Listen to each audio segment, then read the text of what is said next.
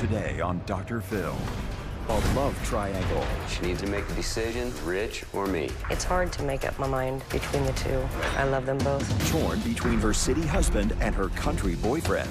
You had an affair and convinced him you were the victim. I didn't do it on purpose. No, come on. Now, Richard and Lloyd have never spoken face to face. the two men meet for the first time. Julie, sit wherever you feel like you should. Will she choose her childhood crush? After 20 years, you wound up in a pickup truck having sex, and you initiated it. Or her husband? What gives you the right to be with this man's wife?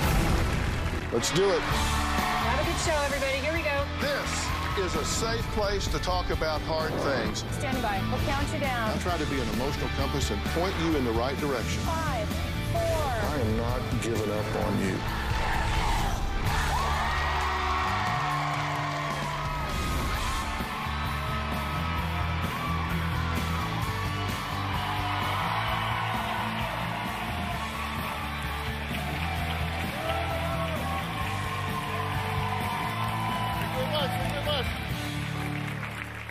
Okay, take a look at this couple, Julie and Lloyd.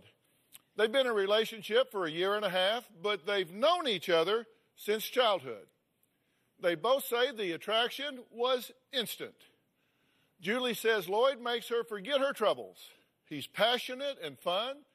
She's attracted to his simple country boy way of life. And the sex is great. Sounds like a really good relationship, right? Well, there's always a catch, isn't there? Julie's not married to Lloyd. She's married to Richard. And she has been for 13 years. Now, after a year and a half of this twisted love triangle, they're all saying, you know what? Enough's enough and too much is too much. And it's time to figure this out.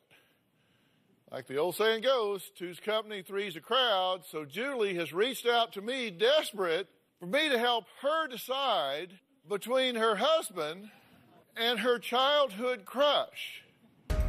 I've been married to Rich for 13 years, but I have been having an affair with Lloyd for about a year and a half. It's hard to make up my mind between the two. I love them both. When the passion with my husband died a few years ago, we just let it die. There's no kissing anymore. I will not initiate sex, and he will not ask for it. Lloyd and I reconnected after about 25 years, and we just picked up right where we left off. We went to a local pub and reminisced about old times. Him and I left, and we went parking in his pickup truck. And I can't say we made love. We just had sex like two 16-year-old kids. The passion that I felt with Lloyd was amazing and something that I hadn't had in years. I'm happy, yeah. There are so many qualities in Rich that I don't want to let go of. But yet, there's a lot of qualities that Lloyd has that keeps me going back. Really? You're lying. I just can't make up my mind if I should stay with Rich or go with Lloyd.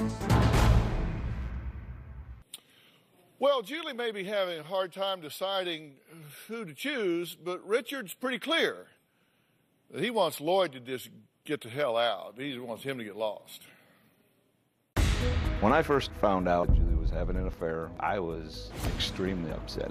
I had told her I was packing her things and don't even bother coming home. She begged me not to leave her. We have to learn to be different. She made a point of convincing me that she was going to end the affair, that she would do whatever she had to do to make our marriage work. After we had that talk, I would find out that she had gone to see Lloyd again. I know that Julie goes to Lloyd's and stays 2 or 3 days while I'm gone. It's very upsetting. She's with another guy in his place. I did recently threaten Lloyd. He was not allowing her to use her phone or respond to me, and so I texted him directly and said, Lloyd, you give my wife her phone back or I'm coming down there to break your neck. I wonder if I'm doing the right thing by sticking with Julie and trying to make my marriage work, or is it time to cut my losses and move on? You believe that you love your husband, Yes. right? You do love your husband. Yes. But there's Lloyd. Yeah. I saw him after 20-some years, and it happened, and then we just kept it going. Okay, hold on a second. You said you saw him after 20 years, and it just happened. You wound up in a pickup truck having sex. I hate it when that happens, but you just saw him, and it just happened. We're grown. We know what we're doing. So it it didn't didn't just happen. No. In fact, you got in the truck with him, and you initiated it. Yeah. Yes, I did. Okay, so it didn't just happen. Right. You're the it. You happened. Right. Did you know that? I did not know that. Because I know Lloyd's easy to paint horns on here, but she's a little horny herself. Apparently. You watched the tape at the top of the show, right? Yes. Was that the first time you've actually seen them together? Yes. And they were, but you see it now, they're... Pretty chummy. Tell me how you wrap your head around that. What does that mean to you? Betrayal. He uses emotional blackmail and guilt to keep her on a string. So she's a victim in this, in a sense. I believe that she is, at this point, because she has told me many times. And I believe her when she looks me in the eye and tells me it's over, it's over. Yeah, because she knows she's honest. She has been for 12 years. I had no reason to ever doubt anything that she did. But you think she's a victim here. So you feel sorry for her in a sense. When you sat down and told him about this, did you portray yourself as a victim? I didn't think I did. Because wait a I said, minute. You didn't actually sit down and tell him about it, though, did you? I wrote him a letter. On Facebook, didn't you? Basically texting. Here's what you said. Things have gotten way out of control with that friend of mine, Lloyd. Our talk time has become way too much. I don't know how to fix things because I just can't stop talking to him. I don't know why I allowed this to happen, maybe because of all the resentment I have towards everyone. Maybe I'm just lonely. Maybe I am just a person. Please don't leave me. This is all on me. You are the perfect husband and father. I am done talking to him. I want and need you. I just knew I wouldn't stop talking to him unless I told you. I couldn't give us 100% until I told you. I mean, it just goes on. But, I mean, now that was 15 months ago. You said you were done talking to him, but it wasn't a talking. It was more than talking. But you didn't quit. No. How did you convince him you were a victim? I didn't. No, you did. You did. You convinced him you were a victim. And while he was saying you were a victim, I looked over and you were sitting there like you poor, pitiful Pearl. How did you pull that off? I'm just saying that I don't know. I don't know. No, that's amazing. You went off and had an affair with a guy and convinced him you were the victim. How did you do that? I didn't. Yes, you did. I didn't do it on purpose. I didn't do it on purpose. Come on. I told him for the whole entire time, this was on me. Did you convince yourself you were the victim? I never thought I was a victim. But maybe you're right. I don't know. Well, how did you sell it over here, though? I don't know. It didn't take much selling, Dr. Phil. I've been Julie's biggest protector and defender for 15 years. We make a great team when we work together. You got a new team member now. We're going to meet him after the break. Richard and Lloyd have never spoken face-to-face. I'm going to help them through this awkward introduction when we come back.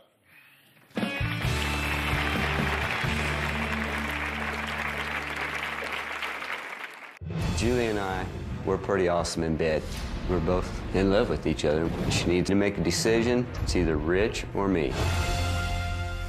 And later, my grandson knows something is going on because when Rich goes to work, he whispers in my ear and says, "Are we going to go see Lloyd?"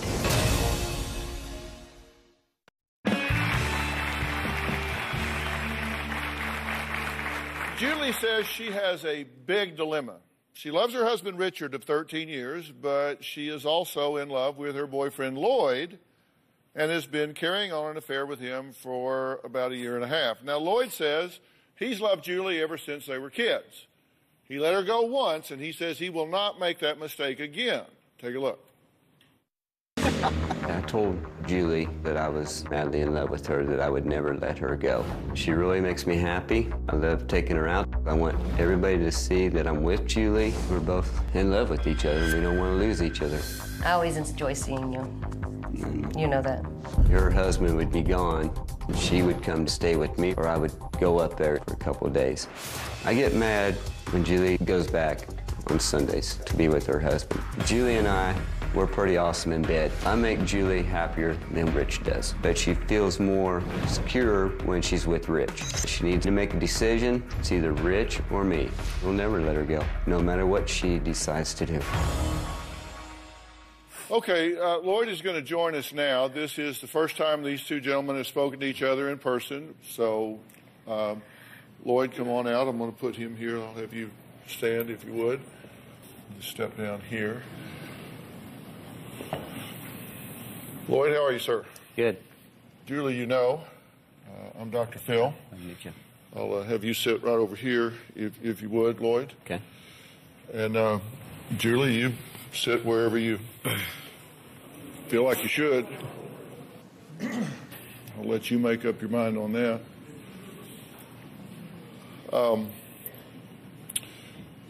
You are in a 1.5-year relationship with Julie? Yes, sir.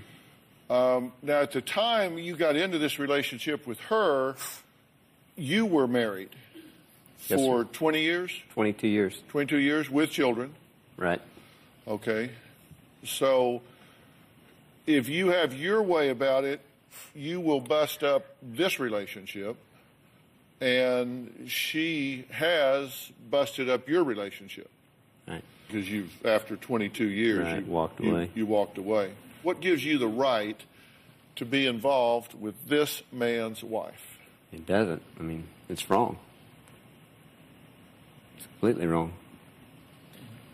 But take me through the moment when you gave yourself permission to get involved with this man's wife. When Julie made the move is when it started. So he says that you are manipulative and guilt-inducing. You take her phone from her where she can't get messages from him or call him. That you've said to her, look, I left my family for you. I quit drinking for you. I've changed my whole life for you. You can't leave me now. Do you say that to her? Yeah, I do. What do you want to say to him? I don't know if I can. I've texted Lloyd a few times. He knows how I feel. And Well, I don't know how you feel. I'm My very God, upset with him. Would I'm you, very would you mad yell at him. fire if you were on fire? It's not my way, no. I'm How do you feel about them over here holding hands? You don't like her going back to him. No, I don't like it. But I think the thing that I told Lloyd one time in a text that was said in kind of an angry period of time, obviously, but, they're having fun and games. We can see what they're doing up there. But it's a weekend getaway. They don't have reality. And they got this little junior high romance type thing going on that makes them both feel real good because they don't have any responsibilities when they're together. If they were together, and I've told Julie, maybe a separation is what we need, and maybe you need to just go live with Lloyd for 3 or 4 months and see how it works out for you when reality sets in.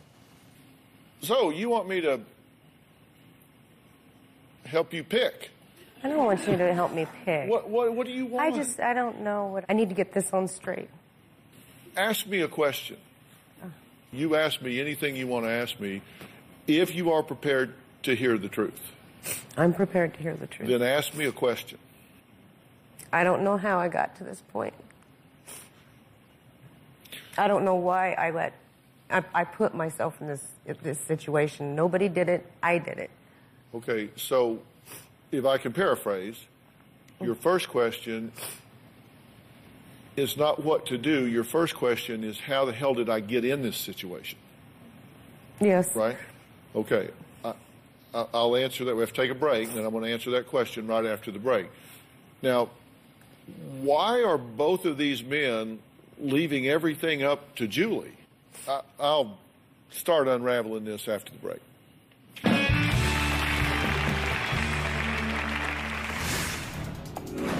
You were taking your child to hang out with your lover while his dad was on the road working. And later, You know, I gotta leave you. I can't do this. I need to walk away. And you know that was wrong. And I told you that was wrong. I know. Bringing my grandson around Lloyd at first seemed okay because he didn't get to see anything other than friendship. Our grandson would come home and make little comments. Hey, me and Lloyd are country boys. Dad, you're a city boy. Very hurtful. My grandson knows something is going on because when Rich goes to work, he whispers in my ear and says, "Are we going to go see Lloyd?" I feel extremely guilty because I know better than to introduce my grandson into something like this. your grandson, are you raising him? Yes, So this is essentially a child. our child. Right. So you were taking your child to hang out with your lover Yes, while his dad was on the working. road working. yes, Really? yeah. Did you comment on that? Yes. I told her I was not happy with that, with that situation, that it was going to lead to a lot of problems long term because he was going to end up being torn. How old is he now? 5. Then when he gets 6, 7, and 8, and he remembers that his mother, because you're his mother to him, you can call it grandmother, you can call it aunt, you can call it whatever you want, was taking him to hang out with another man that he sees having affection with, I'm not saying inappropriate, but affection with, while Dad's gone. How does he accommodate to that? How does a child sort that out in their mind? You know, I don't know. I know they couldn't possibly. You need to stop taking your child around your illicit love affair.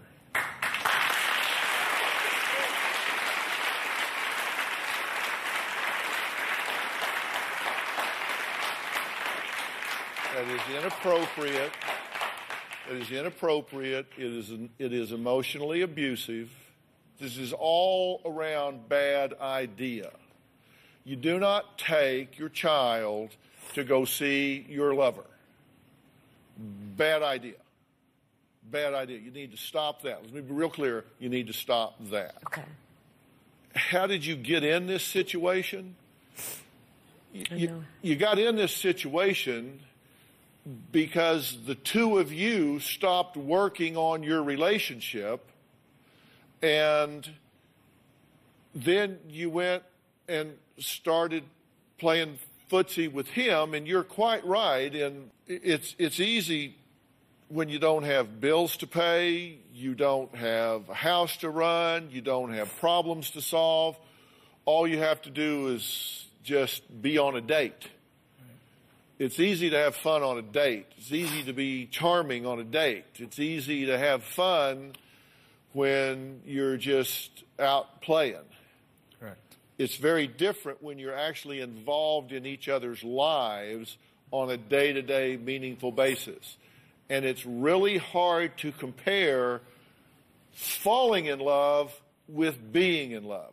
Falling in love is exciting and exhilarating and infatuation, and being in love is a more comfortable, predictable, day-to-day sort of thing. It's not that one is better than the other, it's just different. And it's apples and oranges, and it's an unfair comparison. This whole thing is just so illogical, I don't even know how to wrap my mind around it. You two have arguments about this, right? You two have arguments among yourselves and about your marriage, correct? You're upset with her about her relationship with him. You're upset with her about her relationship with him. Correct. You're upset with yourself about your relationship with both of them. Is anybody happy? No. Surprise! We'll be right back.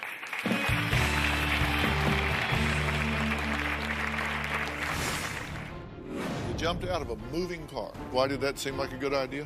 We were arguing, and I just like, I got to get out. What do you think about that? It's embarrassing. Lloyd is very possessive and jealous and wants me all to himself without Rich in the picture. It just upsets me when I know that she's going back home. Our arguments can be very volatile. One night when we were driving down the road, I had said I was going to go home to Rich, and so Lloyd jumped out of the car. Another night, he grabbed me by my arms. I didn't even realize how hard he grabbed me until I went home and saw the bruises on both sides. This past weekend, Lloyd did not want me to go home. I had my grandson in my arms, and Lloyd pushed me backwards. I did not fall down, but I lost balance. I gave her a little push, but that's all that's ever happened. Now I am scared that I might be getting myself back into a volatile relationship. You've been married a couple times before, okay? And so I want to write something down here. Now, you have had previous partners, okay? And we said that those partners were not good in that they were abusive, correct? Yes. We said that those partners were not good because there was alcohol involved, correct? Yes. We said those were not good because they were unpredictable, correct? Correct. Controlling? Yeah. Jealous? Yes. Possessive? Yes. Now, you're in a relationship with Lloyd. You just described marks on your arms. You said you stopped drinking for her, but the truth is you are drinking again, correct? Correct. So he is drinking. You said they were unpredictable. Did I hear you say he jumped out of a moving car? Yes. Because you didn't like what was going on, so you jump out of a moving car. All because he doesn't want you going back to your husband. How dare you go back to your husband? He objects to that, wants to control it because of jealousy and possessiveness. I know. Now, I'm sure he's a hell of a lot of fun in the seat of a pickup truck, but on the other hand, it seems to me that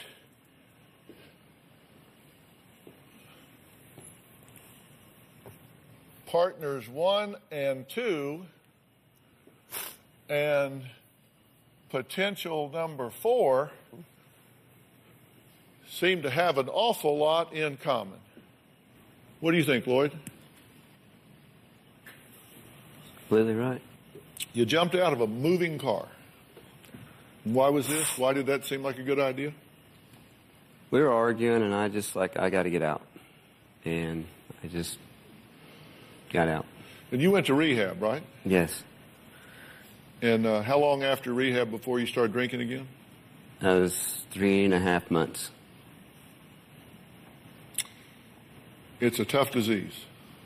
It's subject to relapse. It takes a lot of work. And I hope you continue the battle. I hope you fight back on that. What do you think about that? Well, when it's written down and when it's embarrassing. If she has a brain in her head, she is not going to pursue a relationship with you. I can't do this. I need to walk away.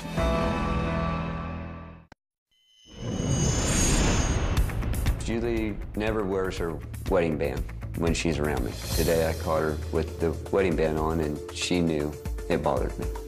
This finger. Oh, shoot. I don't usually wear it. And why did you have it this time? And I forgot to take it off. But then I honestly didn't know if it was appropriate to take it off. I don't know what's right. So every time I see that ring, you know it kills me. I know. If I got rid of my ring, then I'll see you with your ring. You know, marriage is tough. Do you agree marriage is a lot of work? A lot of work. You know, Every day. if I pull some statistics together about marriage, just so people know, first marriage, divorce rate's about 35 to 40% in America. Second marriages, it's about 60 to 65% divorce rate. Third marriages, about a 70% plus failure rate. Marriages that are born out of infidelity, particularly when both people are cheaters, about 95% failure rate. So the chance that you two are going to get married and sail off into the sunset and live happily ever after, not a good shot. You got enough of an uphill battle in the one you've got. I'm just telling you the truth. I told you, don't ask me if you don't want me to tell you the truth. He says he's not abusive. You're drinking, fighting.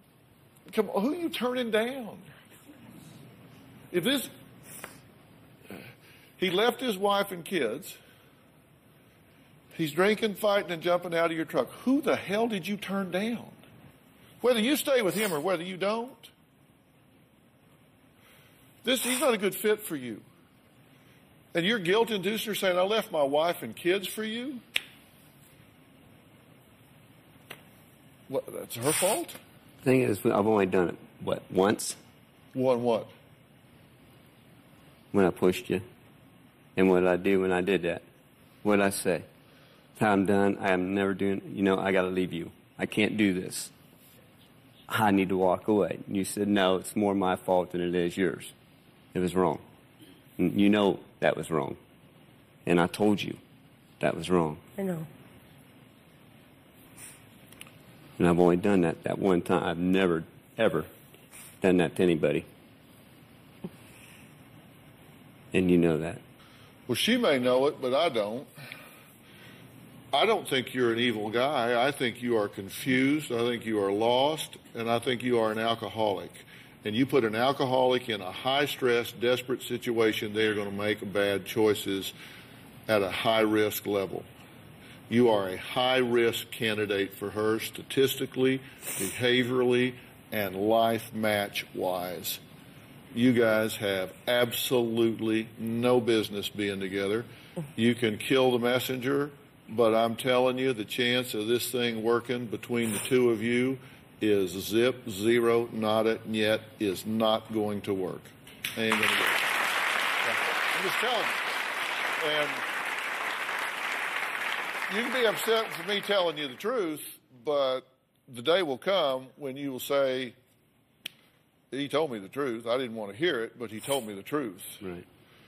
And if she has a brain in her head, she is not going to pursue a relationship with you because you are a high-risk candidate interloping into a marriage where you have no business being. Then you went from the bar to the pickup and had sex. Reckon you could at least require that she stop.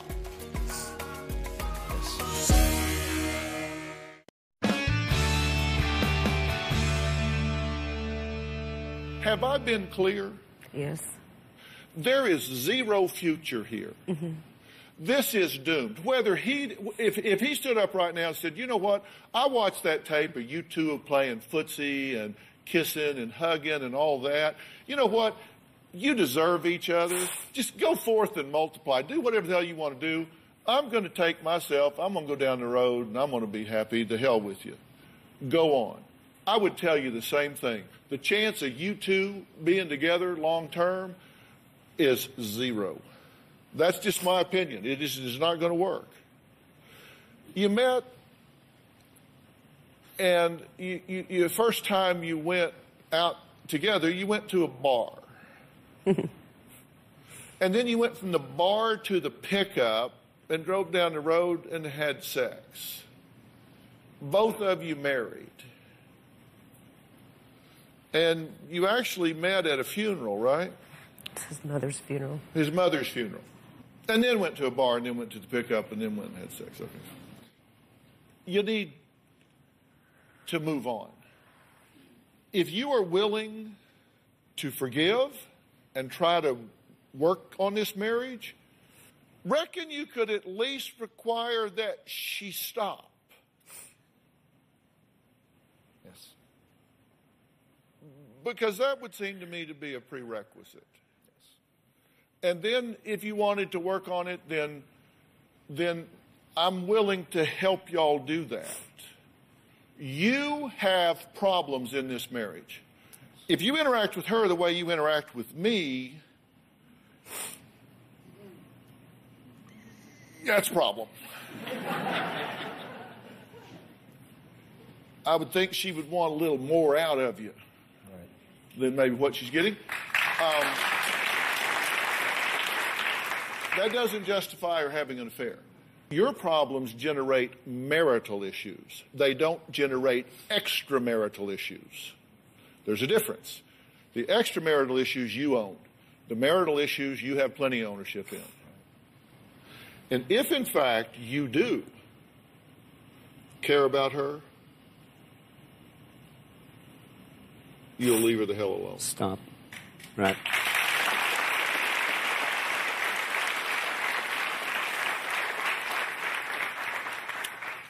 One last thing.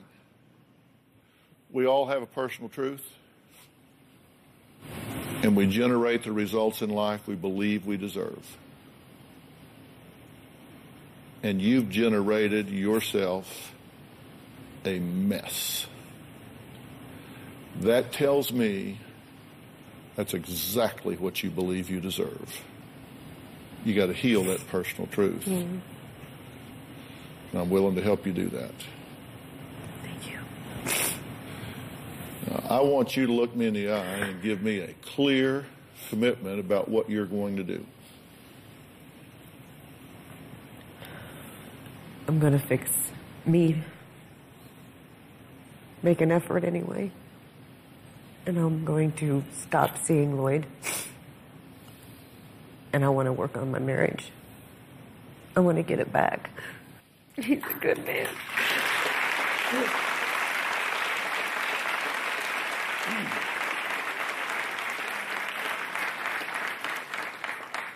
Will you respect that? Yep. You will? Yes, I will. Okay. Coming up, what Kathy Lee and I now have in common. I'll tell you what I mean after the break.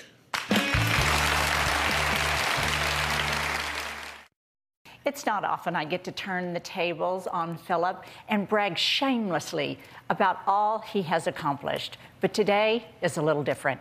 Recently, we had the privilege of being invited to New York to rub elbows with other broadcast luminaries who were being inducted into the Broadcasting and Cable Hall of Fame. I just happen to be elbow to elbow right now with one of those honorees.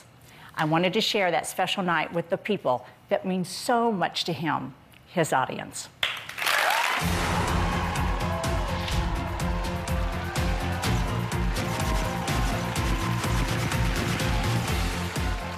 So proud of Philip. Him being inducted into the Broadcasting and Cable Hall of Fame, I can barely speak without crying. It's like I get total body chills just thinking about where we are, why we're here, and yes, it's very emotional. Our dad is amazing. He works so hard to do what he does, and tonight is one of those nights where you see that everybody else agrees. He loves what he does, which is my favorite part about watching him kind of grow through his TV career. It doesn't get any better than this. He says, I always get all the credit, but it's really all the producers that do all the work, which is kind of a lie because he's a very hardworking man. In fact, he's the hardest working talent that I've ever worked for. He's a talented man, but he's also brilliant. This is really an honor for the show itself. It's a celebration of everything that we have accomplished as a television show. He's a great guy, he really is. And I'm glad he's getting his thing tonight. Regis is already in. He was wondering what was taking so long for Dr. Phil. I mean, you know. Yeah, it's about time they paid a little attention to Dr. Phil. I knew from my encounter with him that he'd be really good on television, and it turned out to be better than I thought. Not just good television, great television. I am proud of what we were able to create together. I am proud of what you continue to manifest in your daily work, in your shows out into the world, and I am proud of you being inducted into the Broadcasting and Cable Hall of Fame. Who knew? Ladies and gentlemen, please welcome Dr. Phil McGraw. It really has been an interesting ride for a guy that had absolutely no intention of ever being on television, ever. You know, an interesting thing about our show, we're in our 14th season now. Carla Pennington is our executive producer. She's the only one I've ever had or will have. Even across 14 years, hell, I've got the same 7 cameramen I started with day one. But the most important people to thank, like so many of y'all have said before me, are my family, Robin, Jay, and Jordan. We started with a mission, and we said on our show we want to deal with the silent epidemics. We want to give a voice to those people that don't have one. We want to change the narrative in America about mental health and mental illness. And I think we've done that at least in a small way. We've contributed to it. To be up here and inducted into the Hall of Fame is really pretty surreal for an old country boy, and I just thank you. Thank you very much. When somebody puts you in the Hall of Fame, that means something. It just kind of is a way of reminding you that people appreciate what you're doing and take it seriously, which is good.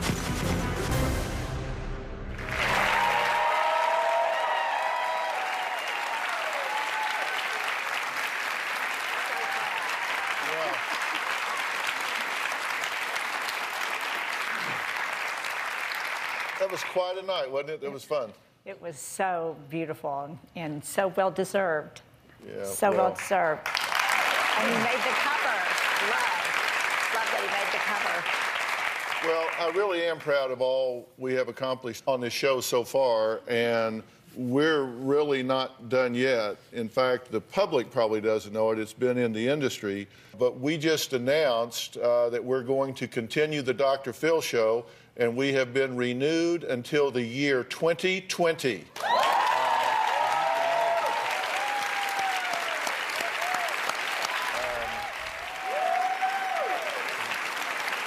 That's just the beginning. So thanks for bringing all that up, and thank all of you for all of your support over all of these years. I want to thank all of my guests today. For more information about today's show, go to drphil.com. We'll see you next time.